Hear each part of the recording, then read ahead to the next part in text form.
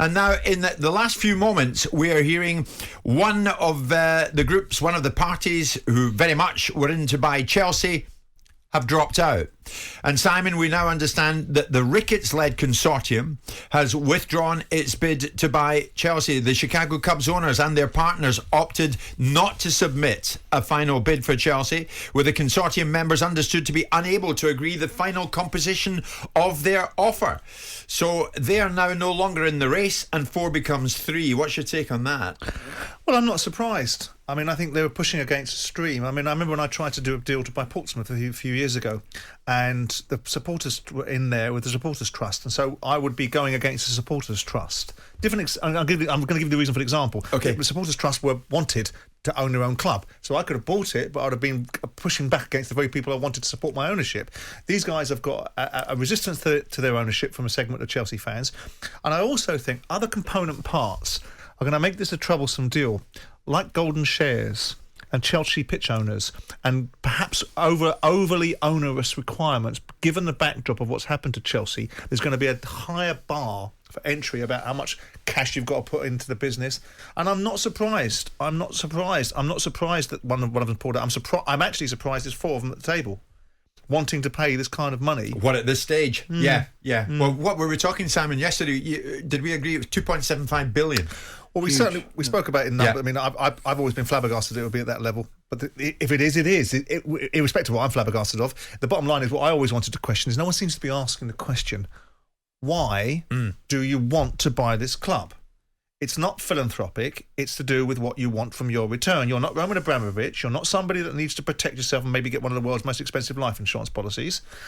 You are somebody that seemingly wants to buy it for reasons that are commercial. Tell us what they are, because none of these owners are saying what we want. Yeah. They're coming in and mixing it out with all cash. It might be cash, but someone else's cash, perhaps. Not necessarily yours. We know, Simon, though, they weren't the most popular group in town. I mean, the Ricketts bid for Chelsea had come under fire from Chelsea fans over the man at the top of the family, Joe Ricketts, with his historic emails that had been dredged up from 2019. So maybe, do you think, are we nearer to the truth that they regrouped and thought, we're not going to get this? We're not going to get it?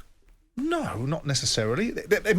Actually, you might be right. It might be part of the equation because they didn't want to be attached to something that considered to be a failure if they're not included in the final, the bid opportunity. But that actually in its own right doesn't necessarily have an adverse publicity because they might not have wanted to go to the level of finances. And you can always find your way out of a situation. You've been at the table for 3 or 4 weeks. There's nothing new that's really changed besides perhaps looking at it going, we're pushing against something that potentially we've got to overcome obstacles that we shouldn't have to overcome or shouldn't want to overcome. And we have to look at the reality of what other requirements are there, because I've always felt this deal is remarkably difficult to do because you look at the scale of the size of the finances, then you look at the fact that there's a whole new currency around Chelsea. The Chelsea pitch owners are going to start saying they want their golden. You can't buy a business for £2.5 billion and give the golden share to the fans. You can if you want to keep the kit colours, and you can if you want to make sure that they keep the same badge. That's fine. Yeah. But when it comes to how you can build your stadium or what competition you can compete in, with the greatest of respect, the world changes. You can't put that in the hands of an emotive group of people that, whilst they have emotional investment, don't have any economic. And no disrespect to the fans, but you're right, Simon. There speaks the owner of a former club, isn't it? Of a former owner of a club. Don't respect the fans. You think that's completely right? I don't think I said that. I think what I said is no, I didn't say anything about disrespecting the fans. I talked about the ownership of the fans taking a share in Chelsea Football. Why not? Well, because let's have you buy something, and then have somebody else have a partner in this business. I'm not talking about giving them too much power, but they should have a say. Well, of course they have a say. I never once suggested they shouldn't have a say. But do you understand what the golden share is, Martin? You're going to explain it for us. Well, if you're going to criticise someone's observation, then at least understand what you're talking about. Well, I think it was an inference that the fans really, you don't really want to take on board. You don't want them as a partner. No, not at all. That's your inference because you're trying to be divisive. My relationship with fans at the football club that I owned was always to bring them into the equation, was to make sure that their opinions were heard, to make sure that their support was valued, to make sure I understood the value they had to the football club. But when it comes to economic involvement, if it's my checkbook that's writing out the checks, then I think And most rational people would think that I should have the casting vote with my money. And that's fair, Martin, most isn't it? Yeah, but that's the fair. fans will feel that's it's not their, disrespecting no, the fans. The fans feel it's their club, Jim, don't they? Every football club, they feel that the club's been there for Well, many all fans years. do. Well, all fans do. Of course. But what Simon's saying is essentially right, though. They're not the ones writing the checks.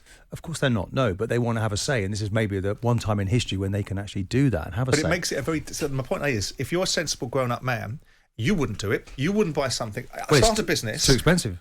Irrespective of any business. I'll tell you what I'll do. I'll take a partner in that puts no money in, but he's got an emotional investment in my business, and he'll tell me what to do with my money. You'd sit there and go, I don't bloody think so. Don't think so. So Okay. here we go. We find the value. Who's the emotional heartbeat of a football club? The fans. Are football clubs anything without the fans? Of course they're not.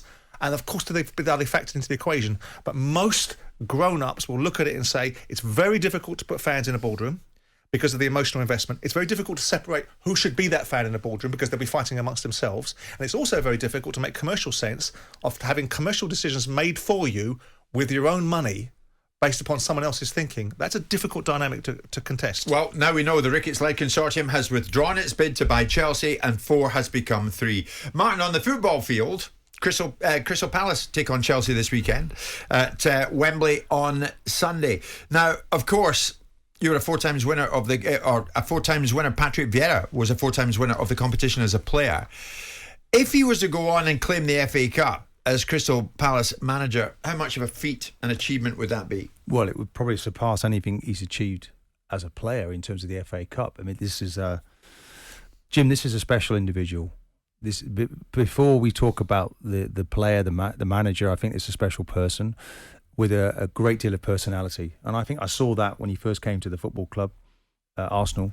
We hadn't really seen him on the pitch. He came with Remy Gard, who was the international, and then Patrick came as the sort of young kid who was following up, 20 years of age.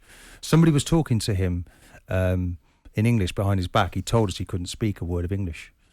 And very cleverly, he sat for a couple of weeks, people talking about him. Suddenly, he flew across the dressing room, a senior player, grabbed him by the throat. Why are you speaking about me in English? And I immediately thought, wow, that he went for a big target. Who was it? It was very clever. I'm not going to tell you. Who was it? I'm not going to tell you. Was it you? It was a big player. No, it wasn't me. Tony Adams. I was laughing, and I thought, wow, if he's half as good on the football pitch as he certainly is with his personality off it, we've got one hell of a player. He made his debut against Sheffield Wednesday. He was bought by Wenger, who wasn't actually at the club at that point. He came in ahead of that, and he played a 30-yard diagonal pass, and it was wow, trill of applause from the crowd. Immediately, we knew we had a fantastic player on our hands, and I believe that Palace have got a fantastic manager as well. I now see a football team at Palace that play in the manner, the personality of Patrick Vieira. They're street fighters. They're aggressive. They're quality. They're technically Mitchell, the left back, is improved out of all proportions. I thought his passing was a problem. Now he's great with the ball. That's going to be Patrick on the football ground. You look at the way that he's taken advantage of the loan system, Gallagher coming in, when he's infectious the way he plays.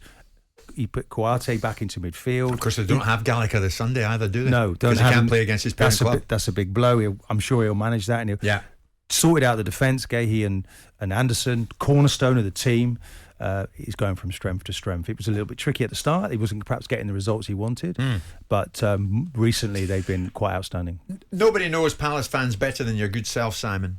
I mean, how thoroughly deserving would they be to have a Wembley showpiece final on the horizon? They had one, didn't they, in 2016 against United. So it's something they've seen before. They're in a situation where Patrick Vieira has surprised a lot of people because there's nothing in his body of work at New York City and Nice that suggested that he was ready to come to the Premier League. But I think he's the sum of all his parts. He's an elite player.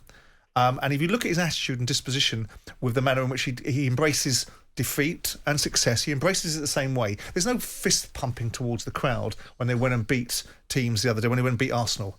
There was none of that. It was basically an acceptance of the fact that his team were far better than Arsenal on the day, and that's what he expected. And I like that. Because you know what? I pay a manager to win games, whoever they're playing against. And with him, he's got... Now, Conor Gallagher is a key component, but I would wager you that he'll get somebody else at it, because Conor Gallagher is the first line of pressing. He brings the rest of the team up with him, right? And because of his ability and his energy, his infectiousness, he's brought a feeling inside the club. But you can also see where Vieira has impressed himself upon Wilfried Zaha. We've no longer got Wilfried Zaha on the halfway line with his hands on his hips, waiting for the ball to be passed precisely where he wants it. Yeah. He has to get more involved. I think it's a tough game for Palace. I think Chelsea will either recover really well from the disappointment and want to correct it and go and win a trophy alongside the club championship, or they'll feel sorry for themselves. And I would say they'll go for the former rather than the latter. But Palace fans go, don't they, to Wembley with a chance to dream. Oh, yeah. 90 minutes away, maybe extra time as well, to get to a cup final. Yeah. Where maybe they can turn it around. I know they're disappointed there in the past, but I just like the way that he's turned that football club around. You step back into it, Jim, when you go back to Sellers Park, the atmosphere there, isn't it? It's a little bit old school, maybe a little bit Highbury-ish for Patrick. The way that he can get players around the pitch and the sort of energy that they have.